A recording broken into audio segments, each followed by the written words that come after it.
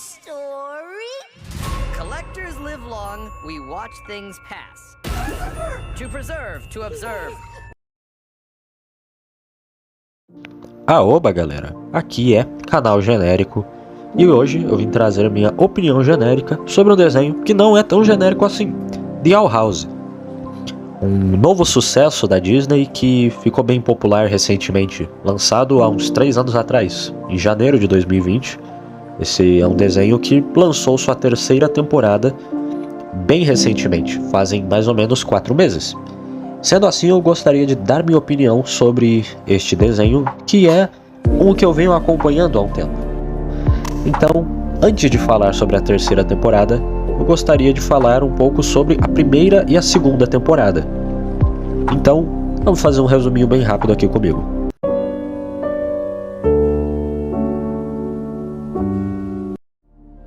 A 1ª temporada é sobre como a Luz, com a ajuda da Ida e do King, aprende sobre magia e também descobre que as Ilhas Escaldantes é controlada pelo Coven do Imperador. Os Covens são basicamente grupos onde pessoas são obrigadas a estudar sobre certos tipos de magia. Bom, ela aprende sobre magia, mas não com o King. O King ele tem outras áreas de especialização, como por exemplo as espécies que vivem nas Ilhas Escaldantes. Essa é mais a área dele. Porém, falando sobre os Covens, existem vários tipos de Covens, geralmente relacionados aos tipos de magias presentes na ilha, que são sobre os elementos da ilha, que contém não apenas fogo, gelo, plantas, coisas do tipo, mas também som. Eu achei isso algo muito interessante, eu dou os parabéns ao desenho por isso, é realmente muito legal, um conceito bem feito.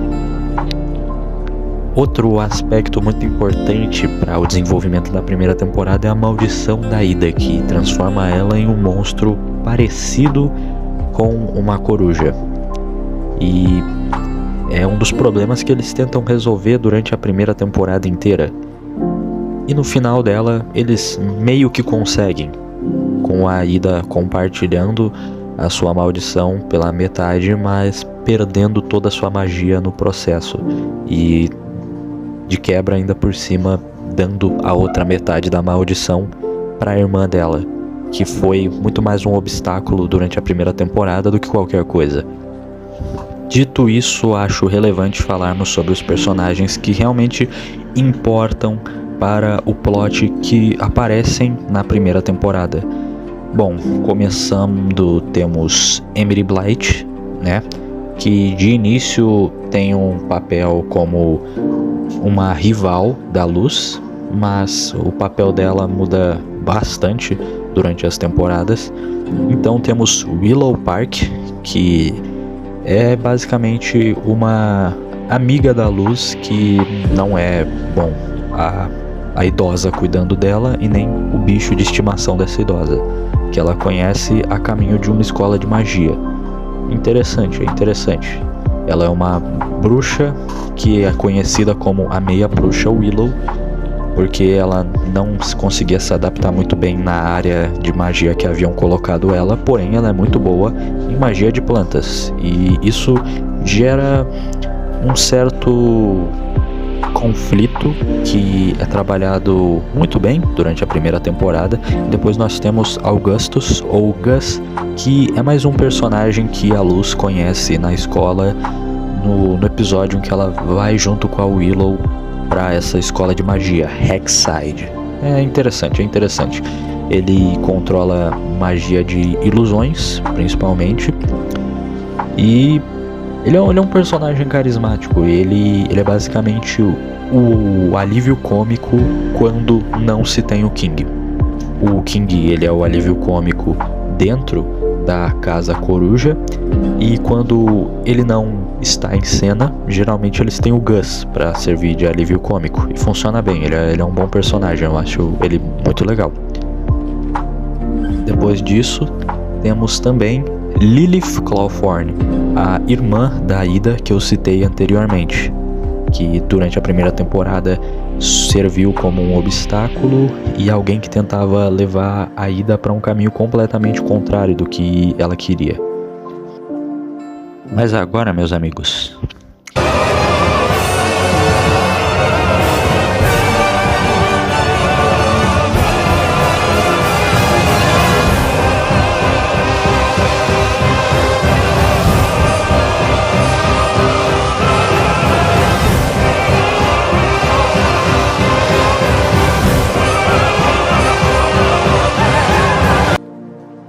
Com essa cena bem curta que eu mostrei pra vocês, fica bem evidente que ele é uma ameaça.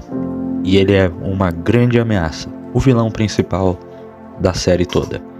Imperador Belus. Ele que tá por trás de tudo de ruim que acontece em The Owl House. E ele é um bom personagem. Ele é muito mais trabalhado umas temporadas depois. E é isso. Ele é o vilão principal. E por enquanto é tudo que vocês precisam saber.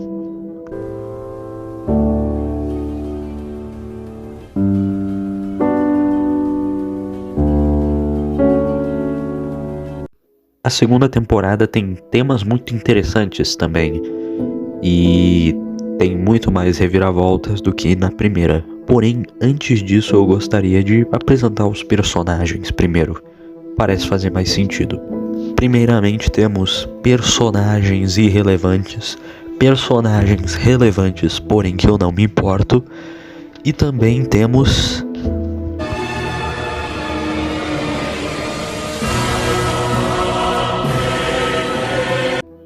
Bom, na segunda temporada temos a Luz e a sua turminha do barulho lutando ainda contra o Coven do Imperador, porém também enfrentando novos desafios e novos inimigos, como alguns dos personagens que eu mostrei, sendo em sua maioria novos inimigos que aparecem durante a segunda temporada.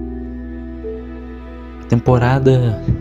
Bom, conforme ela prossegue, você tem viagem no tempo, a Luz sendo a causadora do próprio mal, sendo aquela que ajudou o Belus, porém sem saber, porque ela volta pro passado e é uma loucura, uma doideira, é rolê de viagem temporal. Ela volta no passado, ajuda um cara inocente, o cara inocente acaba que ele era o Imperador Belus e ela meio que causa o futuro que vai acabar com todo mundo, onde basicamente os Covens, eles foram criados para que esses grupos de bruxos e bruxas pudessem ser separados por categorias, para que o Belus pudesse tirar a magia deles a partir da marca que eles têm no corpo, impedindo eles de usarem todos os tipos de mágica.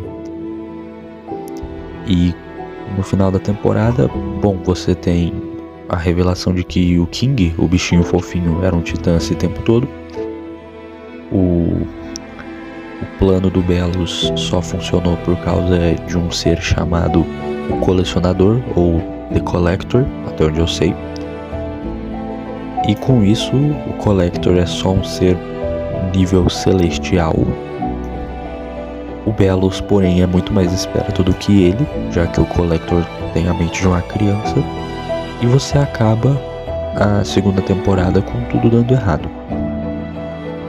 No final, eles são enviados de volta para o mundo humano sem ter como voltar. E é daí que começa a terceira temporada. No início da temporada, eles chegam de volta no mundo humano, no caso da Luz de volta, no caso dos outros pela primeira vez, muito confusos, e eles tentam fazer alguma coisa a respeito, mas não funciona muito. E antes de falar qualquer coisa sobre a terceira temporada, eu gostaria de expressar um enorme desapontamento que eu tenho com a terceira temporada. Só quero que vocês assistam esta curta cena de 23 segundos. Você tá vendo esse cara?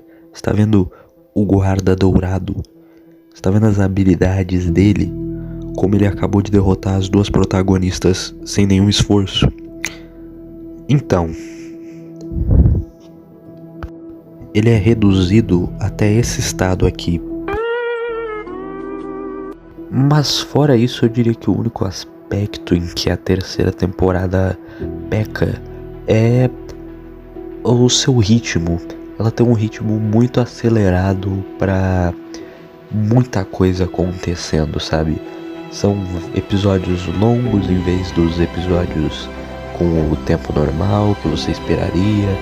E assim, não é culpa dos dos criadores do desenho, até porque isso aí é complicação com a Disney, que a Disney decidiu que ia ter temporada a menos. Porque sim, porque a Disney pode, então por que não estragar um dos seus melhores desenhos, né? Uma das suas maiores fontes de renda. Alguém querendo jogar roleta russa, não, vamos tirar a verba do desenho que tá todo mundo gostando e ver o que dá. Infelizmente, deu no que deu, e por mais que a terceira temporada esteja boa até o momento, ela poderia ser honestamente muito melhor. Claro, tem muita aventura, magia e muitos mistérios, e o Belos voltando. O que, sinceramente, tudo isso é muito bom, tudo isso é muito legal, mas a maneira que a trama se desenvolve em muitos momentos pode ser coerente, porém em outros dá uma sensação de que é forçado. A Luz, ela tem esse sentimento de culpa que faz sentido, mas o tanto tempo que isso dura, sabe? Dura durante muito tempo, e você meio que perde a vontade de assistir isso. Claro, é uma boa temporada, assim como as outras duas, mas eu sinto que o ritmo muito acelerado é o que acaba estragando um pouco. O relacionamento da Ida e da Lilith melhora, sabe? O plot de que todos nas Ilhas Escaldantes viraram brinquedos do colecionador. Tudo isso faz muito sentido com o que mostraram pra gente até o momento, e não é ruim. Não é ruim, só poderia ser melhor na minha opinião. E esse é o fim do vídeo.